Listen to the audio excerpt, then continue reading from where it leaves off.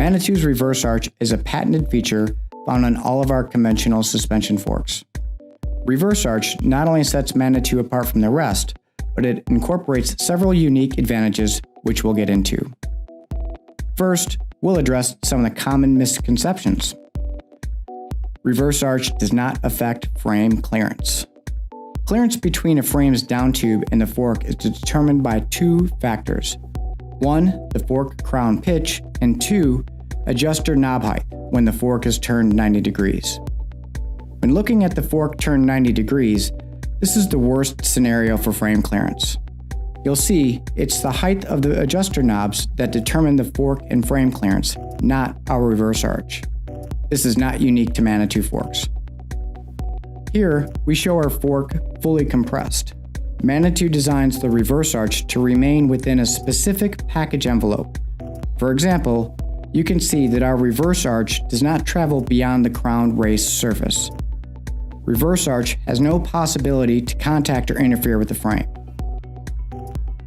Reverse arch does not affect ride height and provides the same ride height opportunity as a forward arch. A suspension fork's ride height is determined by three factors. One, the maximum tire that we design for any given fork model. Two, the clearance between the tire and crown at full bottom out. And three, the crown thickness. Crown thickness is defined as the distance from the crown race to the bottom of the crown surface. As you can see here, ride height, also referred to as crown to axle, is decided by these three components alone. The location of the arch is not a factor and does not affect ride height. Reverse arch allows for identical tire clearance as a forward-facing arch. As we are designing any of our forks, one of the project requirements is to determine the largest intended tire size. Once this is determined, we then design our reverse arch around this largest intended tire size. As we design the reverse arch, we take into account things like tire abnormalities, brand sizing deviation, and wheel failure situations. This dictates how much clearance is needed. Simply put, our reverse arch allows for the same amount of clearance as a forward-facing arch. Now, let's get into some of the advantages of Manitou's reverse arch. There are three. One, reverse arch has the equivalent stiffness with less weight. Two, reverse arch shields our seals from debris. And three, reverse arch allows for the cleanest and most protected brake hose routing. To best describe this, we'll start with some geometry. Here we have a circle with its center called out. Now, note at the distance from the center to the outer edge of the circle.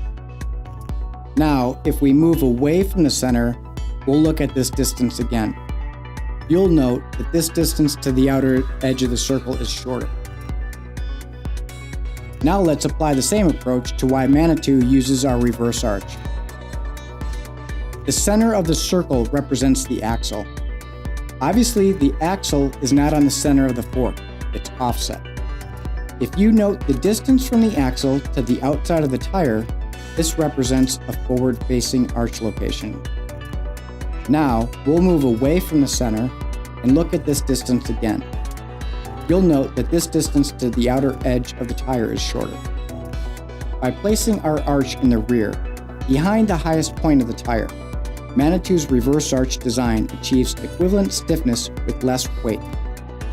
Reverse arch is shorter in height, resulting in a more efficient use of material. Reverse arch shields the seals from debris.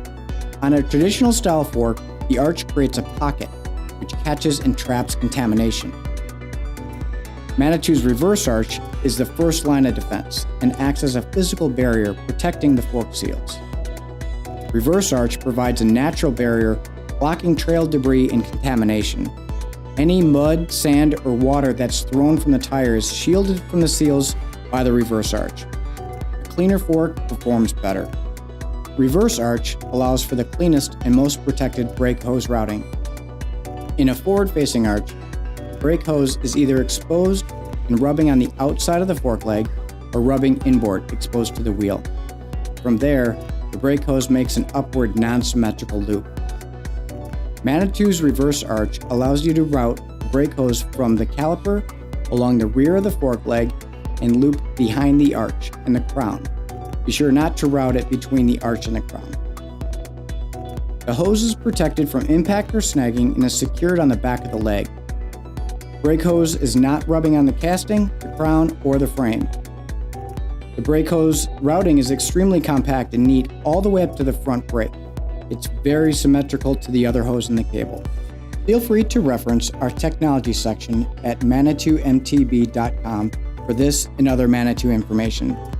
Thank you for taking the time to learn more about Manitou and our reverse arch design.